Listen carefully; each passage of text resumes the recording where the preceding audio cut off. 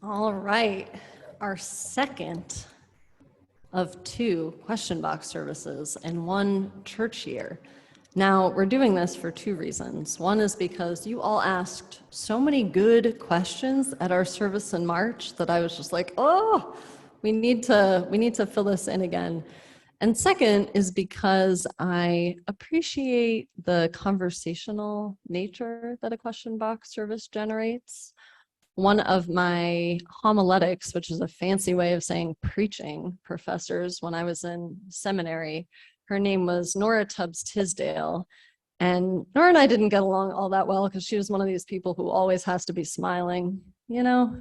And if you know me, you're probably like, yeah, that maybe wouldn't work out. But she was an excellent homiletics professor. And one of the things that I loved the most about what she said is she said that you are not preaching, mostly Christian Divinity School, okay? You are not preaching just out of the scripture of the Bible. That's one of your scriptures you have in your hand. The other scripture that you have in your hand is your community. You need to know them, and you are not just exegeting, you're not just finding all the good stuff from a text. You're also finding out where your community is and what they're needing to hear and what the big questions that they're working through are right now. So the question box service is a very explicit way of knowing where you all are and talking about the things that you all want to talk about. So the first question I'm going to answer is, of course, one of the easier ones, because why not start off with an easier question? And that is that someone asked, what U.S. religious denomination is closest to Unitarian Universalism? Now, many of you have heard my spiel. If not, you can find the service online about how the Unitarians and the Universalists were both these liberal Christians who got so progressive that they weren't really exclusively Christian anymore. And then they got together to form this one denomination out of 2. So from that, we can look at one of our, we call it Congregationalist siblings. Congregationalist is kind of a fancy way of saying that the church, the congregation, has the power to make decisions, right? The UUA might recommend things for us. They might say, hey, we think you ought to do this, but ultimately they can't really tell the church what to do, right? The church, each church, has the power to be making their own decisions, to call their own ministers, et cetera, et cetera.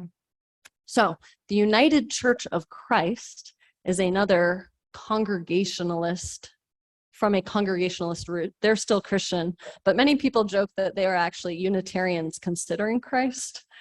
So depending on the United Church of Christ that you go to, some are more Christian, some are more Unitarians considering Christ, but they are close friends of ours. And we actually created in Our Whole Lives, which is our sexuality education program together. Our Whole Lives is for all ages. We often think about it as for only our youth, but there is age appropriate Our Whole Lives for the youngest and for the oldest. They just came out with an older adult OWL a couple of years ago. So you all have probably heard about this, and you might remember that in those COVID times when we were only on Zoom, we actually had Melanie Davis, who's the UUA's point person for this Our Whole Lives program, preach a sermon for us, and it was lovely. So Our Whole Lives was created together with the United Church of Christ and the Unitarian Universalist Association. We work a lot with them. And there are some churches, mostly in New England, that are actually joint Unitarian and United Church of Christ, Unitarian Universalist, United Church of Christ churches.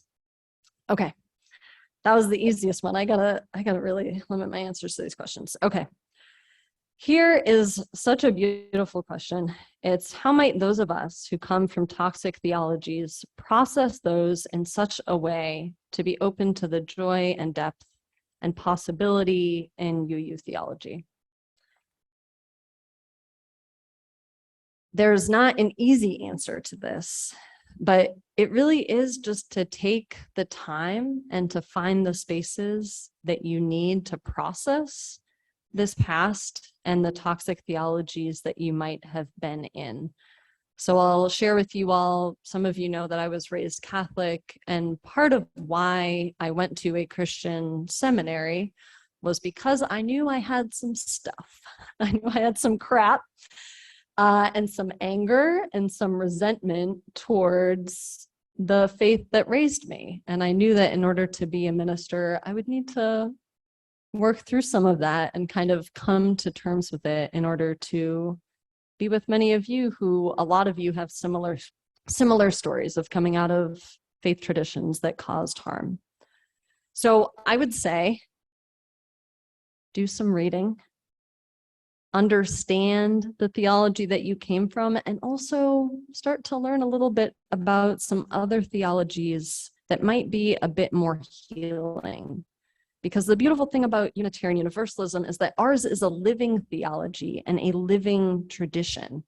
It is yours, it is each of ours and ours together, and we can take ownership and shift and grow our own beliefs, and that actually affects what we all do here together. Some people like book recommendations, and I like giving book recommendations. I've talked a little bit about this book before in a sermon, maybe my first month with you all, but Rita Nakashima Brock and Rebecca Parker are two ministers and theologians who come from, and some are still in relationship with their Christian traditions, but they did a lot of work in this book, Proverbs of Ashes, around how the concept of needing to suffer to be holy had harmed them. They were like, that did us a lot of hurt. As a woman and as a woman of color, that concept hurt us because it made it okay for the harm that the world was doing for us. It justified it, and we're not okay with it. And this book is them. It's like a beautiful story of their personal reflections of the harm that they had, and also how they struggled and came through to a very different theology that was about really being saved through community together. So if you're looking for kind of an example of like, how do I do this very nebulous thing Kayla talked about of just like processing my stuff and coming up with a new theology, this book, Proverbs of Ashes by Rita Nakashima Brock and Rebecca Parker, is a beautiful, beautiful example of two women who spent a lot of time reflecting on their personal lives and theology and creating something that was new and true and life-giving for them. Also, you are very welcome to come and talk to your minister about these sorts of things. And it might even be possible, if there are, a group of people who are working through this, that we can actually have a little adult small group that does some processing together. It doesn't need to last forever. It could be like you commit to having 3 meetings and then you decide what you want to do. So if that's the thing that you're interested in, let me know, let Adina know. We can make something happen. Okay. Third question. This is switching gears. I did not work on smooth transitions because it just would have been too hard. This question came up a lot, and it's, how can we grow our church and how can we grow Unitarian Universalism? A lot of answers I could give here, but the most important one, I believe, is to do the discernment work of what this church in particular can offer the world right now. So that's like, where is the world at? What is the world needing? What are our gifts that we can offer to this place that the world is in? And then do it loudly and boldly, and you're going to mess up and it's going to be okay. You're going to learn things and you'll shift. But that is what will bring people into the church, because that is what living in authentic, spiritual, religious community life is all about. Some people might talk about that as like mission clarity or whatever. And that's what it is. But I think sometimes we think about like mission clarity as one mission statement, and then we know what it is and we're good for forever. It would be cool if that was it, but the world is changing and so must we, right? Who we are will change as the world is changed when we're living in it dynamically and authentically. So I actually think you all are in an excellent place to do this. I think you're wanting to do this, and I'm very excited about the next stage of your ministry where you have someone who will hopefully be here for a while and they'll be able to really dig into that question with you. And it's not too early to start doing that work now. Oh, the other thing I wanted to say about that is that I think this is true in friendships and in relationships and in churches too.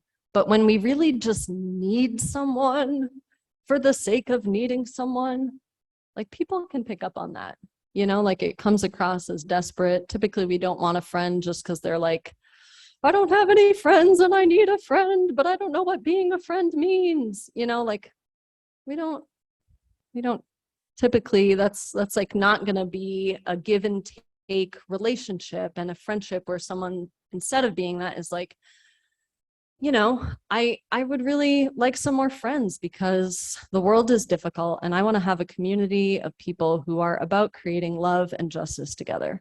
Like that's a friendship I'm going to be involved in. I'm like, yeah, sign me up. I want a crew I'm with who's helping to make the world a better place. Maybe don't want to be friends with someone who's just like, I just really need a friend, right? You guys are getting you're getting what I'm putting down, right? Okay, so that's the same thing about like, we can't just want more people in the seats because we think we need more people in the seats and we're worried about what will happen if there aren't more people in the seats, right? What we want is we want to say, this is who we are. Our world right now has these problems. I'm not going to tell you what they are because this is the work, right? And we have these gifts that we can offer to the world right now. And if you want to join us in doing that, please join us, bring your gifts. Let us see how we can grow and make the world a better place together, right? That's something that people want to come to. And you all have that. You all are grounded, self-aware, centered people. You can do that. You don't have to come across as desperate. You're better than that. You're better than that. Okay? Okay. Oh, man. Okay. See, I did it again. Gosh darn it. Well, I'm going to be really quick. So what do we do with the rest of our lives now that we've reached retirement? My best answer is to linger with that question, right? It's one that is worthy of probably a couple years of time and discernment. And again, I have a feeling that there's a group of you who have all recently been retired. So perhaps y'all want to get together once a month or something and talk about this question together. Just a thought. Okay. When we say all are welcome here, do we really mean it? No. No is my answer, and I know that is hard to hear. It is not honest, and we need to stop saying it. Because we have requirements, right? To be in this church, we are asking that you be vaccinated. We are asking that you wear a mask. All are not welcome here, and that is okay. That is okay because when literally we are trying to accommodate everyone, we sometimes stop being for things, right? And what we are for, our mission and our values and our purpose, I would say is more important than making sure that people who do not align with our values and our beliefs are welcome here, because the reality is that they're not, and that's okay. That's okay, right? It's uncomfortable and it's hard. And we had no, Kayla, stop talking. Too many things. Okay. But just as we want to become more specific about our mission, right? Like, what is our purpose? What is our calling? What are we needing to do in this world now? Just as we're doing that, we need to be specific and honest about who we are, because that's how the people who need this place and who can help to add their gifts to this place will be here. It's okay that we are not a faith for everyone, because if we were, we would not be for very much. And we are people who care deeply, And that is the most important thing. Okay, that was maybe the most uncomfortable one. We can unpack it more later. The final question I will close with is, how can we know God and the divine? My answer to this question is to linger more. Linger, maybe sometimes loiter, but linger more. So linger in the questions, right? And these questions. Linger in the discomfort, like the discomfort of the answer I just gave you, maybe. Linger in the tension and the discomfort in your life. Linger in the joy and the joy that you cultivate and the joy you feel and connect to, and linger in what makes you feel alive, what makes you come alive, what makes you feel in the zone. Because these, I think, are all places of curiosity, places of questioning, places of discomfort and joy. These are all places where we meet the divine. And make a discipline of lingering, right? Take some time, hopefully every day or every week, to be in those kinds of spaces. People do this by journaling or meditating or praying or dancing or contemplating, having deep conversations. Make a discipline of lingering. Thank you for lingering in these questions with me today. And thank you in advance, not in advance, thank you for asking questions that are on your hearts and minds and for being in conversation. And I guess I would also just like to say, if there are deep questions on your life that you would just like to hear about, you can just send me an email. And when I'm meeting with the worship team, I'll bring those kinds of questions to say, here's what I'm hearing is on people's hearts and souls and spirits, right? I try and do that all the time, and explicit questions and comments are very welcome.